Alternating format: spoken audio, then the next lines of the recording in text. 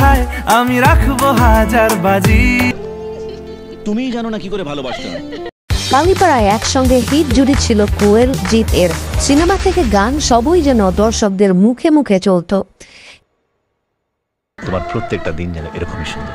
এখনো অনেক সময় সিনেমা প্রেমী দর্শক নিজের অজান্তেই গেয়ে উঠেন রোমান্টিক সেই গানগুলো। তবে পর্দায় কি শুধু ছিল সেই হিট জুটির গান, নাকি ছিল বাস্তব জীবনে প্রেমের সম্পর্ক? এর আগে এ নিয়ে কৌতূহলবশত প্রশ্ন জাগলেও তা অনেকটাই ধামাচাপা হয়ে যায় তখনই। তবে সেই প্রশ্ন পুনরায় চাউর হয়েছে টালিগঞ্জের সিনেমা অঙ্গনে। সেসব বিস্তারিত থাকছে এবারের বিশেষ পর্ব।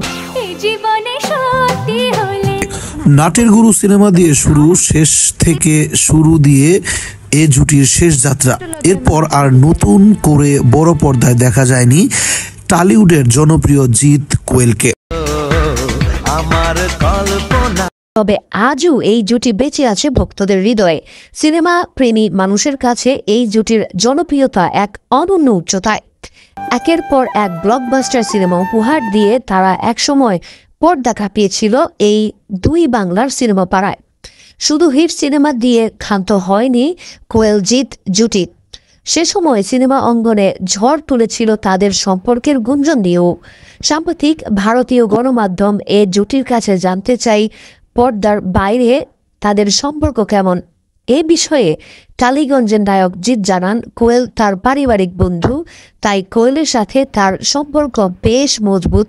পাশাপাশি টালিপাড়ায় এই নায়ক আরও জানান, তাদের মধ্যে কখনো সমস্যা তৈরি হয়নি।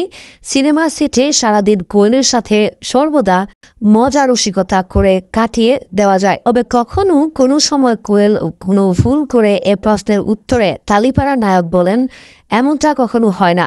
যদি হয় তাহলে তিনি প্রকাশ্যে কিছুই বলবেন না, তাকে ঘরে গিয়ে ব্যক্তিগত স্তরে রাখবেন সেই সমস্যাকে। অন্যদিকে কোয়েল মল্লিক জানান, জিতের সাথে তিনি স্বাচ্ছন্দ্যে কাজ করেন। তাদের মধ্যে থাকা পারিবারিক বন্ধুত্ব কাজের ক্ষেত্রেও প্রতিফলিত হয়। তার কাছে জিৎ হলো জ্ঞানের গুরু। নাটের গুরু থেকে তাদের পদযাত্রা শুরু হলেও তার কাছে জিৎ এটাই। কোয়েলের কথাই জিৎ সবই জানেন। এই থেকে বোঝা যায় এই জুটির প্রেমের গুঞ্জন থাকলেও বাস্তবতা হলো একেবারেই ভিন্ন।